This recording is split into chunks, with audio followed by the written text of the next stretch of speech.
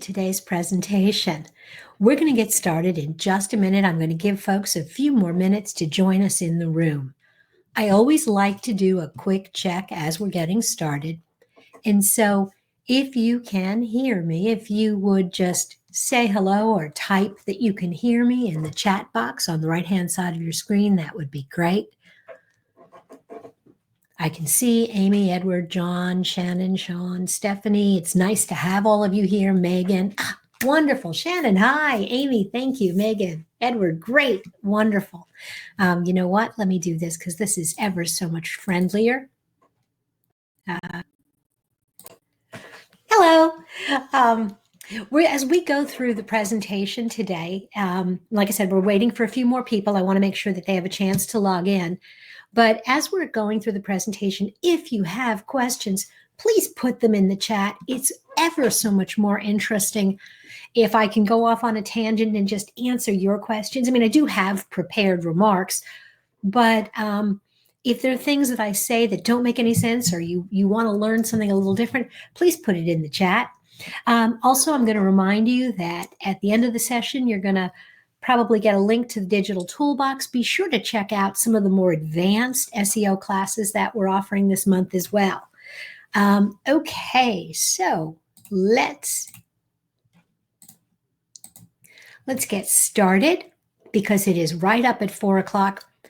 And I have this thing about the people who show up on time being rewarded for showing up on time. So thank you. I always get asked, yes, there is a recording. You will get the recording afterwards. There are also a bunch of workbooks inside the digital toolbox, and you'll get the address for that at the end. And as a free member of the digital toolbox, you'll have access to those resources. So I really want to encourage you to take advantage of that link and log in and do that. And with that, I'm going to hop off so you can see the whole. Let's get started. Welcome to SEO Basics, or how to help Google find you. Because at the end of the day, that's what this is really all about. Search engine optimization is a process of presenting information for search engines so they can index your site and understand what your business is really about. My name is Marie Ball, and I'm going to be your host today. My company, Round Peg, has been designing websites and helping small businesses get found on Google for almost 2 decades. And today I'm going to share with you a high-level summary of some of the things that you can do or be thinking about as you work on your website. Let's start with a basic fact. The best place to hide a dead body is on page 2 of Google. Why? Because ain't nobody going there to look for you. Think about your own search behavior. When you go to Google and you don't find what you want on page 2, do you click through to you don't find what you're looking for on page 1? Do you click through to page 2, 3, or 4? Probably not. You simply hit the back button and try refreshing your search. And so what we want to do today is talk about things you can do to avoid ending up on page 2. These are simple SEO tips. They're things that you should do as a matter of course every single day. So let's get started. First thing that you have to be aware of is that every second, there are 75,000 searches on Google. All day, every day, 75,000. Per second, times 60 seconds, times 60 to get to 60 minutes. So 60 times 75,000 times 24, well, you do the math. It's a lot of searches. And so the reality is you don't have to win very many of all of those searches to run your business and run it effectively. So let's talk about the basics. The first thing is that Google is smart. Lots of people back in the early days of SEO thought they could outsmart Google with black hat tactics, and they tried some really creative things. And it worked for a little while, but Google got smarter. And every time they tried something new, Google figured it out. And so start from the basic assumption that Google is smart. If you do that, and you have a healthy respect for the platform, you're likely to do a much better job of optimizing your website. And the second thing that you have to understand is that Google is an advertising platform. Sure, they started as a search engine, but they have monetized their business by selling ads. And so what that means to you as a business, whether you advertise or not, you have to put content there that Google approves of. Why? Because they have a vested interest in making sure that every time a consumer goes to Google and types something into a search engine, that they get good information. If your website has thin content or bad information, Google does not want to serve you up to their potential customers because they know that if consumers start getting disappointing results, they have choices. You may or may not remember search engines like Ask Jeeves or Dogpile or Ask.com or About.com. All of those were search engines long before Google ever entered the game. And where they lost their footing was as they stopped monitoring content and served up more and more junk, people turned to Google for higher quality content. And so that's how they protect their revenue, by enforcing certain rules and regulations. You can't game the system. You are not smarter than all of their robots. And here's the thing, even if you can, and you drive people to your website with black hat tactics, when they get there, they're going to be disappointed. They're not going to stay. You're still not going to sell whatever it is you set out to sell. And finally, SEO is a marathon. This is not something you can do one day on the day that you launch your website and never do it again. It's kind of like getting a car, and you get this new car and you drive it off the lot. And on day number one, it is beautiful. But here's the thing, the minute it crosses out of the dealer's lot and onto the street, it loses value. And it continues to lose value. And the same thing is true with the optimization on your website. It may be perfect on day number one, but if you don't refresh it, if you don't add to it, if you don't continually pay attention, and I don't mean every hour of every day, but on a regular basis, you're going to fall behind. And so there are things that you should be paying attention to. And are you paying attention? Well, I use the R to give you a list of things to keep in mind, and it's easier to remember them if they all start with the same letter. Research, realistic targets, real estate, relevance, relationships and reputation, and revenue, and not rankings. Research. The first thing you need to do is you need to think like your customer. You have to step out from behind your desk and look at your business from the outside, how a customer will look at you. You need to select words that really are focused around the buying intent, words that customers use when they're ready to buy. Not just carpet or flooring, but carpet near me, flooring installers near me, web design companies in Indianapolis. And don't guess, you probably have some pretty good instincts about what words will and won't work, but take advantage of the keyword planning tool. Google's got a great tool, and there's tons of information, and you can get lost in the data. When I say think like your customer, let me give you a good example. Years ago, we were working with a client who had developed a really innovative product that would replace traditional vent dampers, those kind of vents that are on the floor in your home, and you can open or close them manually to let in more or less air in an individual room. He had this really cool product, and it was really innovative, and he called it the Airflow Breeze. And when we wrote his website, he wanted me to refer to it as an Airflow Breeze. He didn't want the words vent damper to appear anywhere on his website. The problem was nobody knew what an airflow breeze was, and nobody was looking for an airflow breeze. And so as a result, nobody was coming to his website. And so I finally convinced him to allow me to add language that said something like, unlike traditional vent dampers, the airflow breeze. As soon as I did that, he started showing up in searches for vent dampers. And that idea that he was matching the word vent damper and alternative, his traffic blew up. Focus on the buying intent and balance high and low volume keywords. And let me show you what that means. So first off, the Google AdWords tool, it's buried inside the Google AdWords product, and you do have to have an account. But here's the beautiful thing. You can use the planner and the research planner and the ad preview and diagnostics, and you never actually have to run an ad. You never have to give them a credit card. You can just play around in this tool and come up with all sorts of information. And so you can use the keyword planner and type in knitting scarves. And look at what happens. You get a series of different words and phrases. And some of them are going to fit and some of them aren't.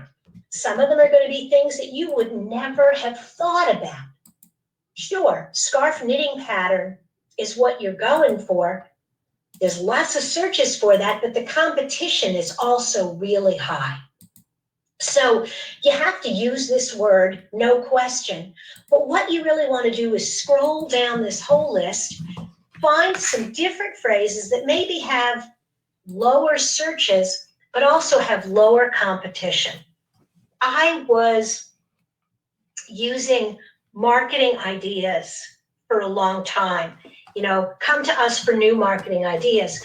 Well, I did a Google search and I found that marketing tips actually was a lower volume phrase, but at the same time, it didn't have a lot of competition. Now, this is a number of years ago. I'm sure it's changed. So I started mixing it up and using marketing ideas or marketing tips. And as I used different synonyms and as I saw different combinations, it gave me an opportunity to capitalize on some of the different searches. Because here's the thing. When Google started a decade ago, you would go to Google and you would type in knitting plus scarf. Now you pick up your phone and you say, Google, where can I find a pattern so I can knit a scarf? Every single day in those 75,000 searches per second, about half of them are unique because they're these long, rambling sentences. Now, the person who's got knitting scarf will certainly show up. But on the odd chance that you actually have that long tail phrase, you're going to rise to the top. Examples of that, you typically can find examples of that more easily in your content than in the planner. The planner will give you lots of synonyms, but where you really want to do is you want to look for clues in your content. And what you want to do is you want to look for those blog posts that just sort of pop up and rise to the top. So we've got this one, how to sign up for Dropbox and share a folder. We wrote that post years ago and it was kind of a throwaway, but this blog post was actually, well, this is a report from June of 2017. And I'm going to tell you that this blog post still shows up every single month. It doesn't get 800 views a month, but it still gets 100 or 200. And so when you see something like that, I had one that I had written back in probably 2007 or 8, and it was called the Marketing Org Chart. And it did so well that I wrote a series. The Marketing Org Chart, a closer look at sales. The Marketing Org Chart, a closer look at social media. The Marketing Org Chart, a closer look at this and this.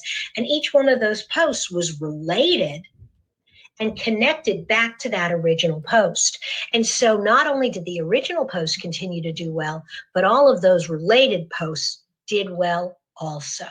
So look for, in your content, keywords best size for your logo, quality designs, customer review page. When you see themes that pop up again and again, that's a good time to maybe write another blog post or to re-optimize an existing post. Now, I'm not going to talk about re-optimization today, but that's essentially a process of going into your older blog posts, adding some new information, adding a picture to refresh it and build on that foundation. And take time every now and then to look at where you are now. There are a lot of tools, and most of the good ones you have to pay for. This is a screen grab from a tool called serps.com. But here's the trick.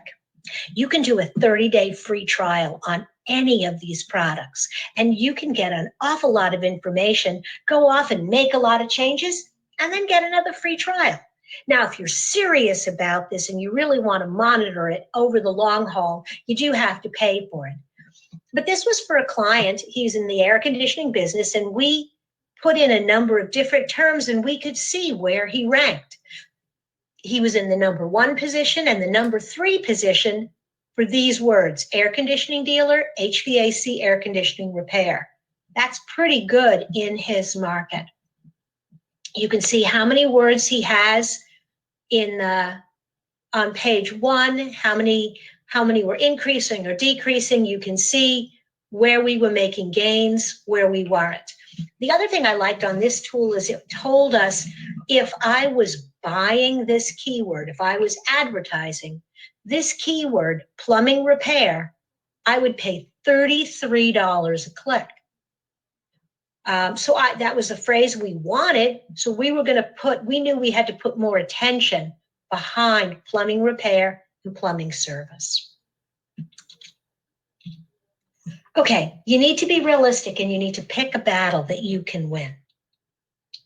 I want you to do this exercise for your business. I want you to go to Google and type in a phrase that you think prospective customers will use to find you. So I did this for one of my flooring clients. Flooring near me. He wanted to be on page 1. I want you to type that phrase in Google, and then what I want you to do is look right underneath the choices how many different pieces of content Google found. For the phrase flooring near me, it was 1,930,000,000 results. 1,930,000,000 results in less than a second. And so the question is, out of the 1,930,000,000, why do you deserve to be number 1? So what do? Instead of trying to dominate flooring near me, work on being a big fish in a smaller pond. Definitely evaluate your competitors. Look at where they're focusing and see if you can find a niche that maybe they're not targeting. Go ahead and narrow your topic. Instead of trying to own flooring near me, go with even hardwood flooring is going to be very competitive, but hardwood flooring installation, wide plank, barn door flooring.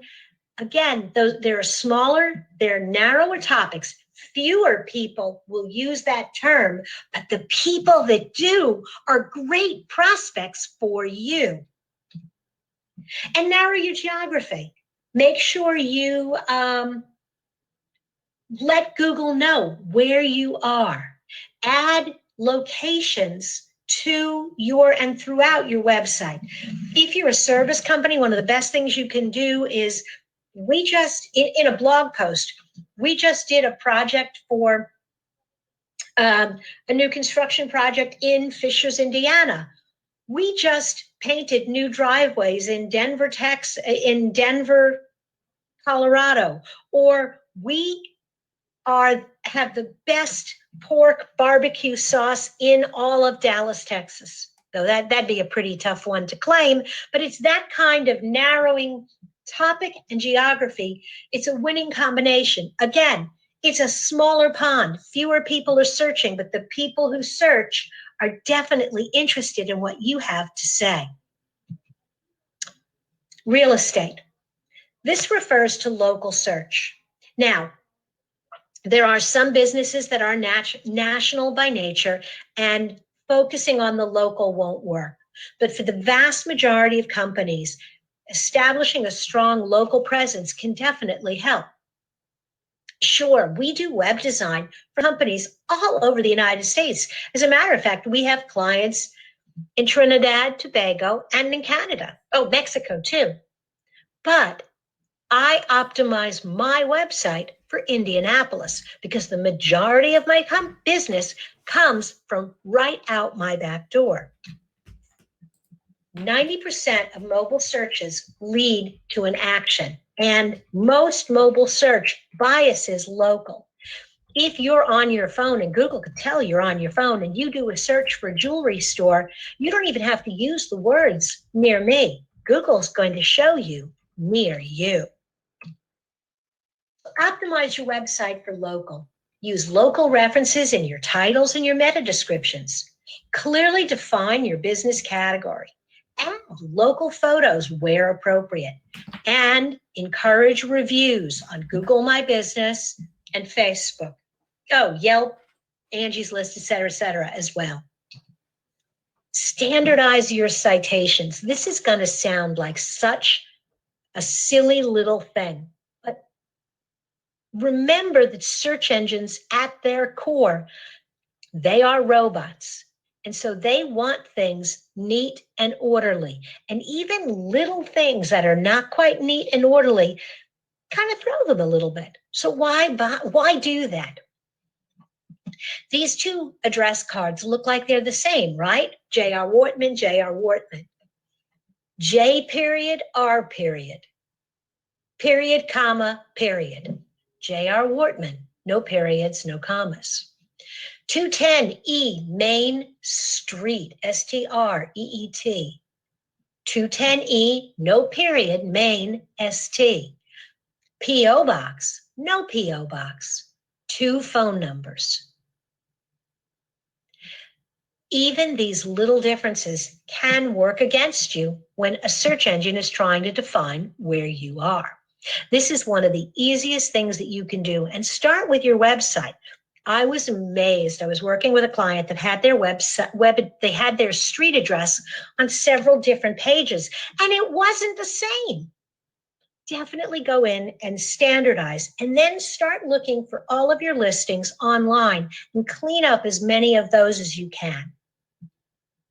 Monitor your local position. Pay attention to where you show up on Google My Business and on the map. Pay attention to who else is showing up in your area. Look at how many reviews do they have versus how many reviews do you have? And look at how much new content and information they're adding versus what you're adding. Your goal, more reviews, more content, more pictures. Google My Business is Google's platform. The more you feed it, the more you get back in return. So get listed. Go ahead and search by your company name and by your industry.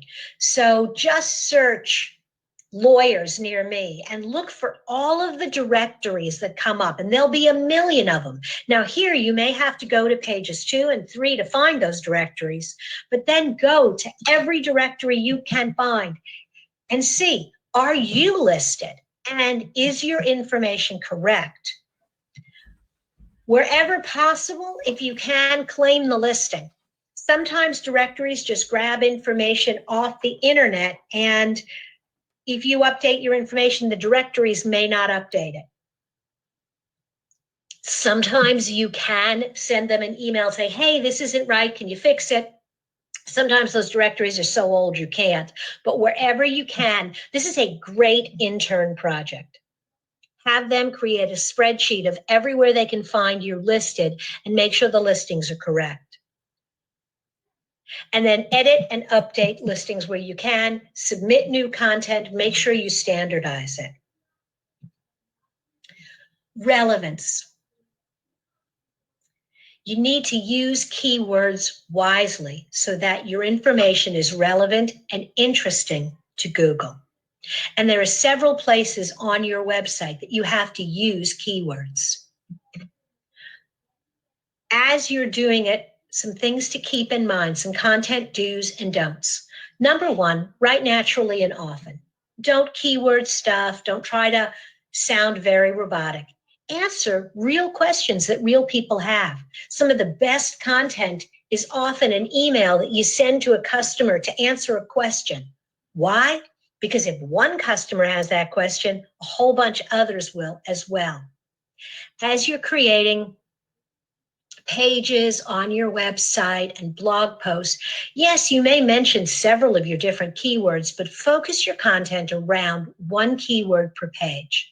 And think about creating some cornerstone content pages. Again, we've been blogging since 2007 or 8. I have almost 4,500 blog posts on my website. And I can guarantee you there's probably 800 of them about web design.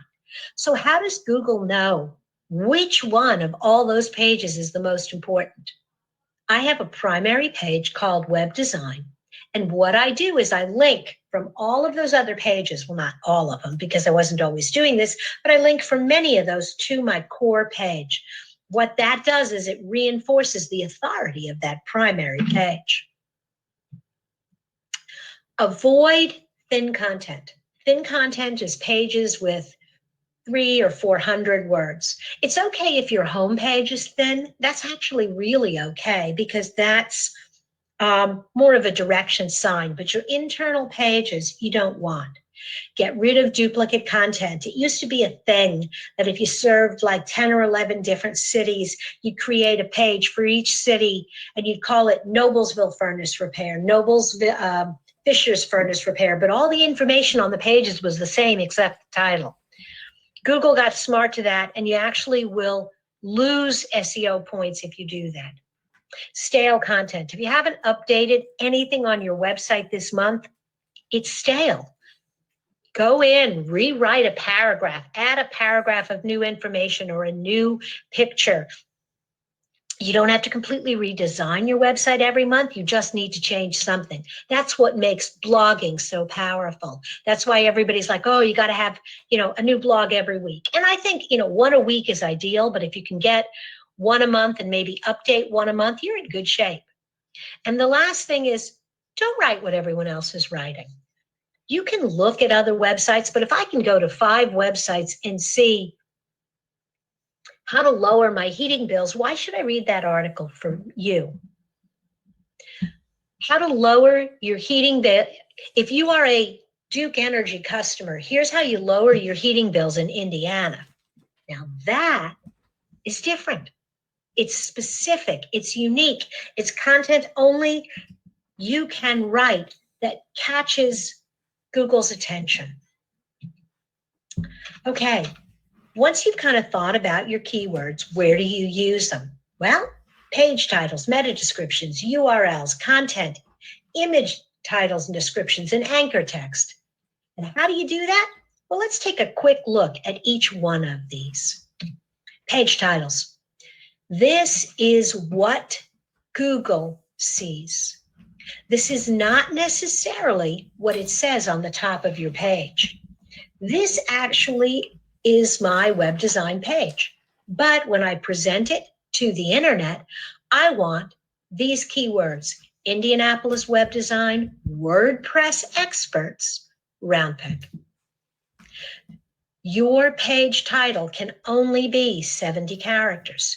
You want to make sure that the most important words are up front. Now, I had some knockdown, drag-out fights with one of my SEO folks years ago because she always wanted to put round peg in the beginning. And I said, if they're looking for round peg, they already know us. That's not the word I care about. We dominate, we own round peg. Yes, there are other companies called round peg, but if you search round peg, we're going to have most of the top spots. So you want to use your keyword up front. You want it to be and when I say keyword, that's also key phrase. Your keyword can be 2, 3, 4 words. You don't want to go much longer than that. 70 characters, usually that ends up being around 6 to 8 words. And unique page titles. You want to make sure that every page has a unique page title.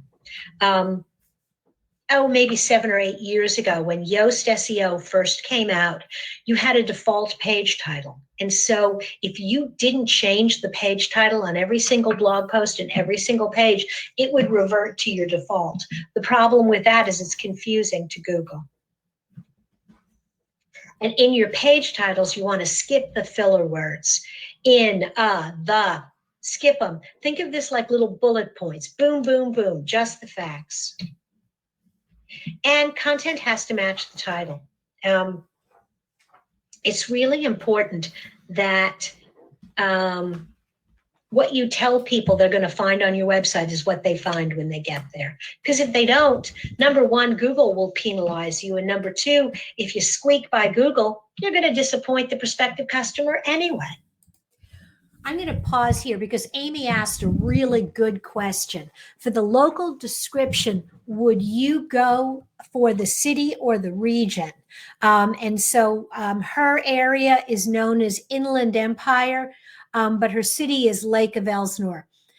What I would do when you have that sort of two ways that people talk about you, I would pick one for your citation, and that is your mailing address. So in the footer, if you're in Carmel or Indianapolis or Lake Elsinore, that's what appears in the citation. But then scattered throughout your copy, I might alternate. Also, if you're in a suburb of a metro area, so for example, my company Round Peg, we are on the border between Carmel and Indianapolis. And for years, our location, our mailing address was Indianapolis. The post office changed and we are now officially Carmel, Indiana. But throughout our site, I have on one page, Round Peg is an Indianapolis marketing firm. Round Peg is a marketing firm serving Indianapolis and the surrounding communities.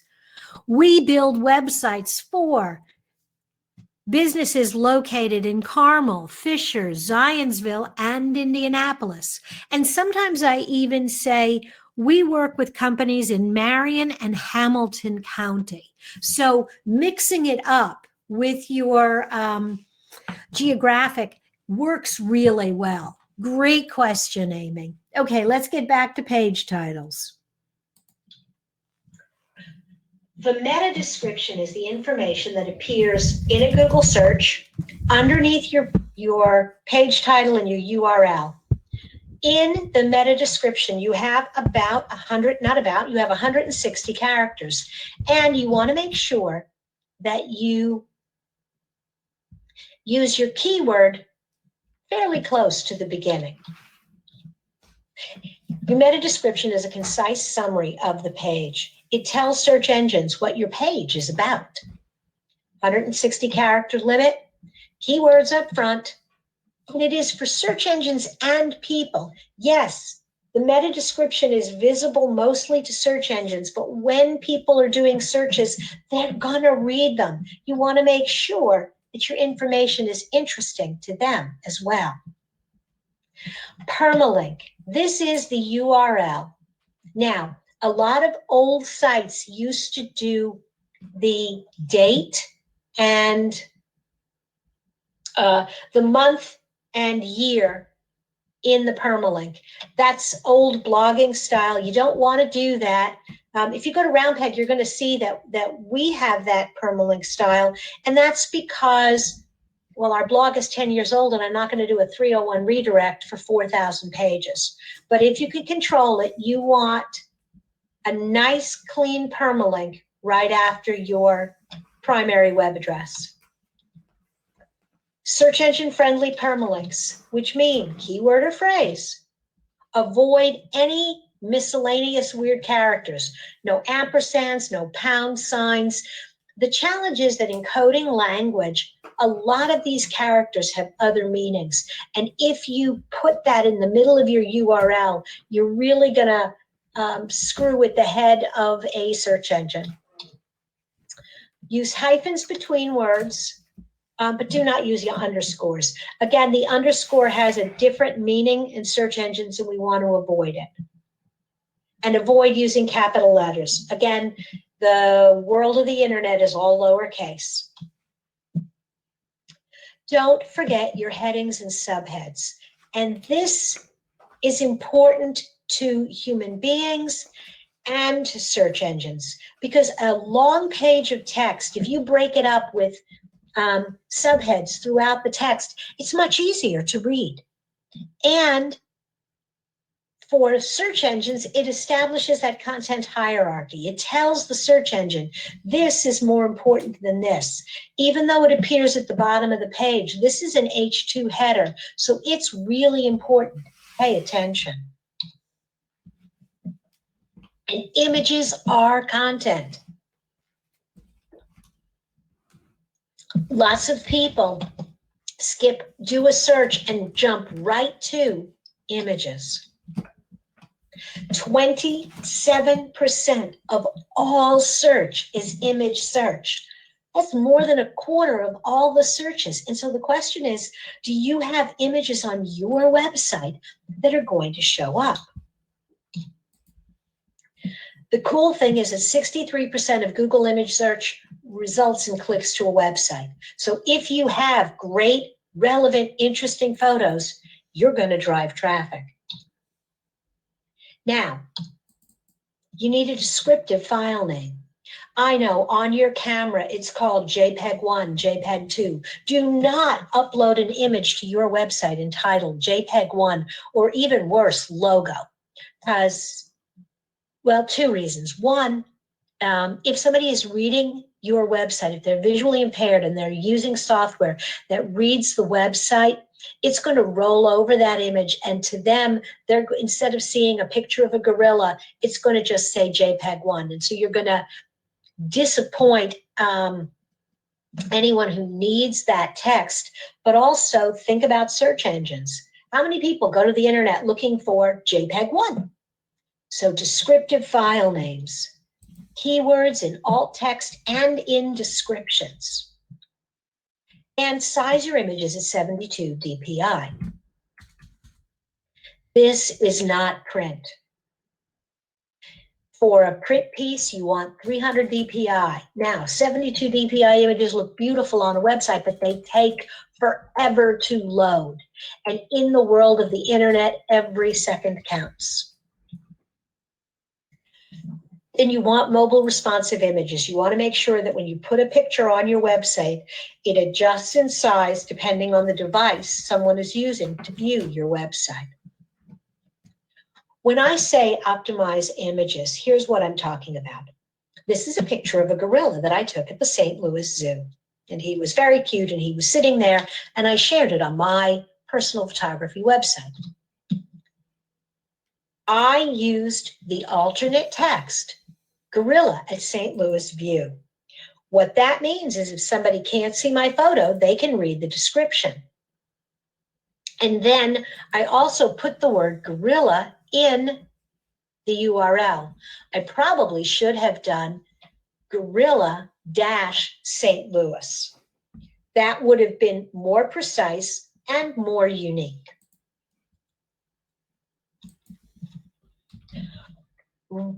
Next, reputation and relationships. When it comes to the internet, you are judged by the company you keep. And so every piece of content on your website should link to another piece of information somewhere else. What you want to do is you don't ever want a spider to hit a dead end. They should always go somewhere else, and the somewhere else they go should be relevant and interesting. And to do that, you want to take advantage of both internal links and external links. With internal links, what you're doing is you're building domain authority and you're transferring page rank from an older established page to a new page.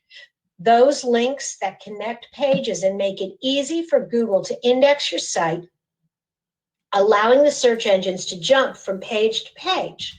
And when you have a page that ranks well and now you connect it to another page with a different but related resource, the search engine is more likely to follow that link. When it comes to external links, it is reputation by association. If a high quality website links to your page, you're going to get bonus points and quality points based on that link. In the early days, it was about getting as many links as you could possibly get, and people would game the system and buy links and do all sorts of weird linking strategy. That doesn't work. Google got smart, but what they do look for, links don't count as much as they used to in your SEO score, but what Google looks for is quality links. Is there a link to your website from a reputable site, from a chamber of commerce? If you're an accountant, do you have a link from a lawyer's site or from the CPA Society? And you also want to link out to those associations. When you do that, yes, you are transferring some of your authority to them, but Google appreciates it and recognizes that you're making an effort to connect to the wider internet as well. You want to avoid just clicking and linking everywhere. You will probably get a half a dozen emails a week from somebody who offers to write good SEO content for you, as long as you put a link to their website. Before you do that, you want to look at the website you're linking to. Is it a good site or is it a spammy site? Is it a porn site, for God's sakes? And do you want to be associated with that page? And you want to adopt a piggyback strategy and take a look at really high volume sites. YouTube, PR Web. These are sites that get millions and millions of views every single day. And so when you put content on those sites and Google can index it, those links coming back to you add credibility. That's one of the benefits of social media, and it's kind of an up and down thing, because there were years that Google would index LinkedIn information and some years they don't. One year they indexed Twitter, the next year they didn't. Those links never hurt, but they sometimes can really help as well. And when you're creating links, pay attention to your anchor text. Vary the keyword that you use in the anchor. So sometimes web design company linking to my homepage, WordPress company, WordPress design company, WordPress design firm, web design firm. So vary your keyword and then hyperlink it to the same page. You can build your name with branded anchor text. If you are listed somewhere on somebody else's website and they talk about Joe's Heating and Air and they hyperlink to your homepage, that's a branded anchor text. We do that on a lot of the websites that we design. There's always something in the footer that says this website designed by Roundpeg, an Indianapolis marketing company. And actually, I will sometimes use Roundpeg as the anchor text and sometimes Indianapolis Web Design Company. Avoid generic anchors such as click here. Whenever you're creating content and you want someone to click somewhere else, do not hyperlink on click here. What are you doing? You're telling Google that that page is about, click here. Instead, do click here for marketing report and hyperlink on the marketing report. And you can do a naked anchor, and this is just, for more information, go to www.mydomain.com. It's not bad. I don't think it's as good as one of these other strategies. And finally, as I'm closing out, the last thing I want to leave you with is that SEO is about revenue and not rankings. The purpose of SEO is to drive traffic to your website and drive traffic to quality content that converts those random visitors into real prospects and customers. You can agonize all day long about being on page one, or you can look at how much organic traffic you got, because that, my friend, is the real measure of how good your SEO is. Are you driving organic search traffic? And this will be in your Google Analytics. And are you driving more organic traffic than you did a year ago? Are you driving more organic traffic than direct? Direct traffic is great, but direct traffic is people who already know who you are. A healthy website that is doing a good job of SEO will always have more organic traffic than direct. If you have questions about today's presentation, be sure to reach out to me at lorraineball@roundpeg.biz. And as we're wrapping up, I just want to make you aware of the fact that, here we go, let's see if I can square this out, make you aware of the fact that if you are looking for more, whether it's additional training in SEO or worksheets and resources, you want to hop over to the Digital Toolbox. It's digitaltoolboxin.com. And there are a couple of things I want to point out to you. The first is our training page. You may have hit this page already, or you may have gone to one of the webinars, but you'll see we've got some great other free classes coming up. If you'd like a little bit more foundational, that SEO, local SEO class later this early in February is a nice add-on. If you have a WordPress website and you really want to crawl around on the back end a little bit and see how we make some of the changes that I'm talking about specifically in a WordPress environment, you probably want to look at our SEO for WordPress class. It's $30. It's a very interactive, hands-on class. So I really like to keep the class a lot smaller and just make it a lot more of a discussion. And if you're the kind of person that really works better with a little bit at a time, we've actually rolled out, and I'm really excited about it, this SEO Blueprint class. Again, it's $30, and it's a 30-day class, and every day you get an email, and there's a video or a white paper or a workbook and one little assignment.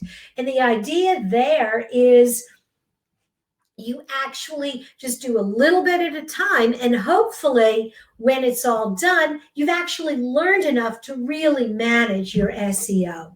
So those are just some of the classes. The cool thing is the toolbox itself, you can join and start with a free membership.